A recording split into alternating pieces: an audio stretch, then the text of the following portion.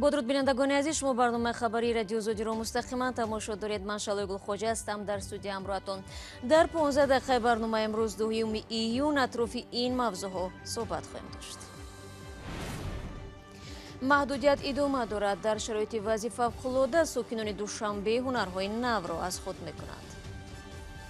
همه سرخانه محکمه لیکن ما در خانه کتی اپام همون ساعت پاس کردیم مانیکور کردیم ساعت پیدا. بازداشت برادر توجیکی شهروندی روسیه را درست او را چی سرنوشت منتظر است؟ وقتی زن کارگر می باشد و یا چی گونه در ولایت ختلون بانوی زندگی خود و همدیگانش را می چرخاند؟ حاضر 35 زنه کار مینه طلبای 8 10 11 کار مینه نکی. اما آغاز میکنم از یک اعلان دیگر. مقامات توجیکستان میگویند هنوز برای آوردن مهاجران توجیک از شهر سنت پتربورگ پرواز چارتری یا غیر نقشه‌ای هواپیماها تشکیل نشده است. دولتعلی نظری‌زاده کنسول گنرالی توجیکستان در شهر سنت پتربورگ گفت هر وقت چنین تصمیم شد مهاجران را آگاه میکنند.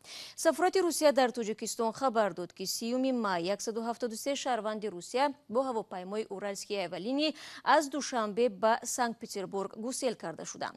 این خبر دهم مهاجر را به در کنسولگری توجیکستان در آن شهر برده است.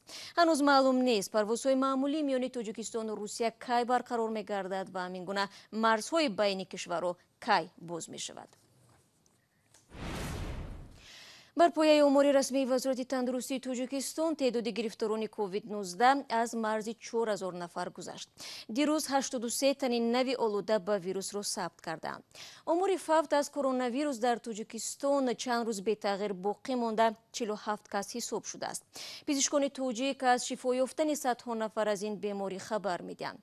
اما با این هم مقامات شهرداری دوشنبه برای برداشتن محدودیت‌ها به خاطر جلوگیری از کووید 19 سراسیمه نیستند و تا نیم ماه دیگر آنها را دراز کردند. این چه محدودیت است و تا کجا به زندگی ساکنان پایتخت تاثیر گذاشته است؟ از براد یوسفی میشنویم. бастани кошонаҳои ҳусн ва сартарошхонаҳо дар шароити пандемияи коронавирус низ монеаи ороиши мӯй ва ҳусни баъзе аз сокинони душанбе нашудааст. баръакс баъзе сокинонро водор кардааст ки ҳунари ороиш ва кӯтоҳ кардани мӯи худро омӯзанд ва дар чунин шароитҳои фавқулода аз он истифода кунанд. В принципе, если захотеть, можно все самому научиться. Например, можно самому... дар амал агар хоҳиш бошад мешавад худомӯзӣ кард. масалан мӯи сари худро кӯтоҳ кардан, нохунҳои дасту поро ороиш доданро мешавад омӯхт. фақат барои ин вақт зарур аст. барои мо айни замон вақт кофӣ аст. мо дар хона мешинем, карантинро риоят мекунем. аз ин рӯ ороиши мӯй, чеҳра ва нохунҳоро мо худамон дар хона анҷом медиҳем. бисёр чизҳои дигарро меомӯзем. Мы делаем сами, как раз много чему учимся еще. тамдиди баста будани кошонаҳои ҳусн ва сартарошхонаҳо то 15 июн аксари мардҳоро дар душанбе маҷбур кардааст ки бо мӯи сари дароз ин санаро мунтазир шаванд ва ё мӯйҳои худро покиза тарошанд, зеро аксари кулли мардон имконият ва ҳунари мустақилона кӯтоҳ кардани мӯи сари худро надоранд. ростига мошинка надорем ва асбоби мӯйсаргирӣ дар фикраш ҳастем. ай худо ами дуо мекунем ки бемориҳо ҳарчи зудтар камтар шавад. маъмулан духтарони ҷавон бе ороиши мӯю рӯй ва дастон ба кӯча намебароянд. онҳо дар ҳар шароите талош мекунанд ки ин мушкил сари роҳи сайёҳаташон дар хиёбонҳои шаҳр нашавад. وقتی که در دوشنبه карантин کرده همه سرخانه محکمه لیکن ما در خانه کتی اپام همون ساعت پاس کردیم مانیکور کردیم ساعت پیدا. аммо ба фарқ аз сарторошхонаву кошонаҳои ҳусн ва бозорҳои сару либос, нуқтаҳои таъмири мошинҳо ки то охири моҳи май баста буданд феълан аксарият фаъол шудаанд. ин дар ҳолест ки вазорати тандурустии тоҷикистон низ хабар медиҳад ки бемористонҳое ки таҳти карантин қарор доштанд ва маризони гирифтори коронавирус ва илтиҳоби шушро табобат мекарданд сар аз фардо пайҳам ба кори маъмулии худ бармегарданд. ҳоло дар ин бемористонҳо безараргардонӣ ва поккориҳо идома дорад. با رادیو صوفی از دوشنبه گزارش میداد و حالا میرویم به خوجند که در آنجا نیز کارانتین سبکتر شده است ولی به وجه عموم محدودیت باقی مانده.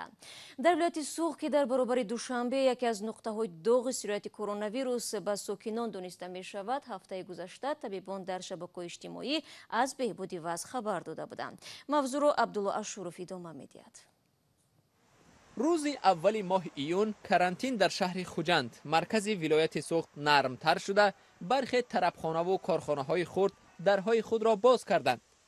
از کبابپزی های نزد چایخانه ادیبان بعد یک ماه تنفس باز دود میخیزد، ولی مثل پیشتر سر آدم نیست. فقط فرمایش نیست سوار میبرم، فقط شیشه خوردن لازمه، فقط بودنی. در درآمدگاه طربخانه و آشخانه ها نوشتجات قاعده های احتیاط از ویروس کووید 19 همانا پابرجاست. تنها با نقاب و بعد شستن دست با محلول پاکساز به داخل طربخانه برای گرفتن فرمایش وارد شدن ممکن است. بعضی آشخانه و طربخانه ها و آبی جونوشی ها به منزل ساکنان بردن غذا و نوشاکی های فرمایشی را نیز پیشنهاد میکنند. شهرداری خوجند از 1 ایون به باز شدن برخی از کارخانه های تولیداتی و خدمت رسانی اجازه داده است، اما تنفس بازار و فروشگاه های بزرگ و مغازه های متاع و لباس همانا دوام دارد.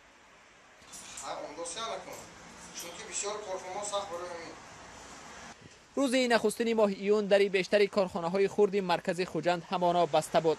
بعد از اعلان آشکار شدن بیماری کووید 19 در تاجیکستان از اول ماه اپریل کارخانه ها فعالیت خود را محدود کردند، برخیشان درهای خود را بستند. همکنون فعالیت خود را به آهستگی از سر میگیرند.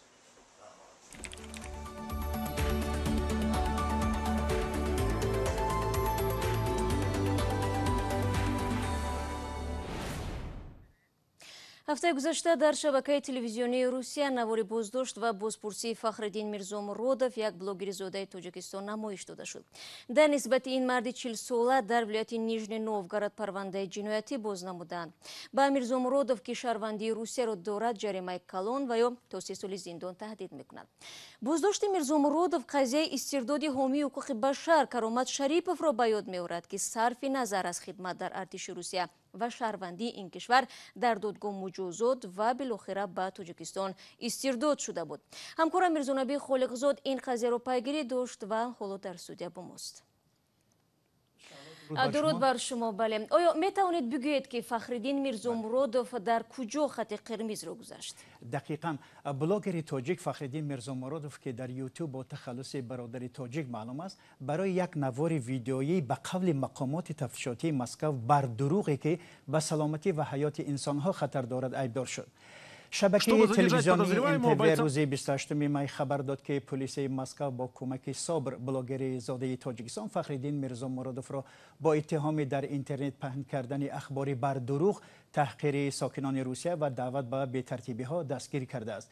بنا به اطلاع تفتیشات میرزامرودov در یک پیامی در شبکه‌های اجتماعی مهاجران را ترساند است که به نزدیکی در روسیه همه را واکسینه میزنند، ولی مهاجران به هیچ وجه به واکسینه زدن راضی نشوند، چون که هدف این واکسین زنی نابود کردن مردم غیر روس است. مقامات روسیه میرزامرودov را بر پایه ماده 207 بخش اول کودکس جنایی روسیه متهم میکنند که جریمه در حجم از 300,000 تا 700,000 روبل و یا محروم ساختن از آزادی به مدت 3 سال پیش بینی میکنند. در یک نواری که دیروز نشر شد، این بلاگر تاجیک که اصلا شهروندی روسیه است اعتراف میکند که حالا در آزادی است و به خطا راه داده است، زیرا از قانونهای مربوط با کرونا ویروس آگاه نبوده است. خب البته تاجیکان میگویند اول اندیشه بعد گفتار، اما در نواری که رسانه‌های روسیه پخش کردند یگان دفعه نگفتند که او شهروندی روسیه است. یک جای زاده تاجیکستان، در جای دوم دعوت هموطنان به جنایت و در جای سوم برادر شفقت و یا مدبرتی بی‌صلاحیت عنوان دادند.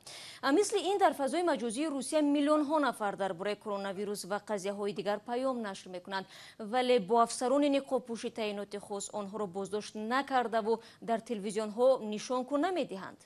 بله شلا، مثلا محض همین است که یک بلاگر جای زیست و کارش معلوم نیست و چرا به این نمایشکاری بازداشت و بعد یک روز آهسته رها می شود. این قضیه به ما قضیه کرامت شریپوف را به یاد می‌آورد. این افسر بازنشسته ارتش روسیه بعد 20 سال زندگی از روسیه اخراج شد. به او هم از ابتدا تا آخر طور مناسبت بود که او نباید فراموش کند که تاجیک است و این ملک وی نیست. خب ببینید قضیه کرامت شریپوف معلوم ولی ظاهرا خودی میرزامرودوف گناه را به گردن گرفته است. درست است شالا، وقتی سالهای اخیر فشار بالای روزنامه‌نگاران مستقل زیاد شد و آنها فرار نمودند یا خاموشی را اختیار کردند، این فضای خالی را بلاگرها به قول خودخواه و ناآگاه پر کردند. برابر باز کردن شبکه‌های اجتماعی صدها برآمد و بحث‌های بنام بلاگرها را می‌توانید دید که به هنگام سخنرانی اکثراً یگان معیار اخلاقی و انسانی را رعایت نمی‌کنند، الفاظ دروش و تحقیر را نسبت یکدیگر و گاه روزنامه‌نگاران استفاده می‌برند. تشکر میرزانبی برای صحبت. امیدواریم شبکه‌های اجتماعی باعث منبر تحقیر و تهمت و گمراه نمودن بینندگان استفاده نشود، زیرا طور میگویند جهیدن ملخ تا 3 بار است.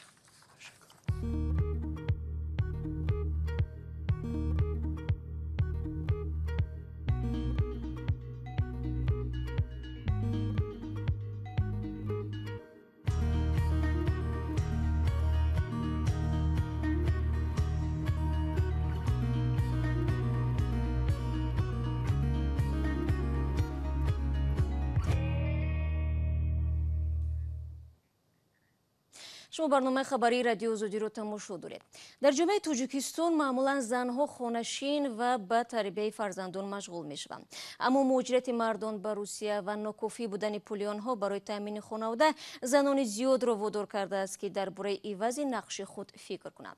و مثل قهرمان گزارش نوبتی ما که رهبر خواجگی دهقانی است و مردان را هم صاحب جای کار نموده است. گزارش آرزوی کریم را میرزانبی خالقزاد تقدیم میکند. اولین حاصل امساله باغ عزیزماه را جمع‌آوری دارند. آلوچه را باید چیده به بازار برارند، زردآلو را خشک کنند و آلو را به روسیه صادر میکنند. عزیزماه محمدیه و این باغ را 14 سال پیش بنیاد کرد، زمانی که در خواجگی بریگادیر بود، ولی او و کارگرانش نمیتوانستند سری وقت معاش گیرند. به حد پخته کار کرده، چاوق خیمیه بود، خیمیه دا کار کرده، حاضر 35 زنه کار مینه، طلبای 8 10 11 کار مینه نکی. وقتی باغ را بنیاد کرد، مردهای خاندان در مهاجرت بودند. بچند رفت شما چی در روسیه اوجا خطی آدمای اوجا پر سر پر با زور نظر آوردم شو خیلی کار کردن. اینا فرزندا را زن دادیم بچه‌ها، اینا از دخترام شو دادیم، همه تنجه نغزن. عزیزماه میگوید حجت گذاری برای گرفتن زمین خواجگی دهقانی دشوار بود، با وجود این مانع ها را یکی پس دیگر برطرف میکرد. حالا از مهنت 17 گکتر باغ زندگی خانواده عزیزماه و 30 همدیهش میچرخد. زیتونه کریمووا که 10 سال باز در اینجا کار میکند، در موسم کرانتین منتظر پول شوهر مهاجرش نیست. زندگی نبود پیش میبریم تو مردکمون وای کردن، اینا فرزندامون هم میریم، دخترامون، اینا بچه‌هامون. در این خواجگی در برابر زنان چند مردی هم که از روسیه دیپورت شدن کار میکنند. که با او اولیکوی روسیه نمیتونیم، خیلی با همین شرایط همینجا خیلی دستگیری میکنیم. حالا در ختلان زیاد از 1000 خواجگی را مثل عزیزماه زنان رهبری میکنند. عزیزماه محمدیه و میگوید زمانی که خواجگی را تشکیل داد، جامعه مردسالار چندان به نیروی زنان باور نداشت. علاوه بر این صاحب 17 گکتر زمین شدن کاری سنگین بوده است. سالها تلاش کرد و حالا در سایه درختان نشسته گاه گاه یاد آن روزها را می کند. بینندگان عزیز، با این گزارش برنامه امروز را به پایان میرسونیم، چون وقت ما به انجام میرسد.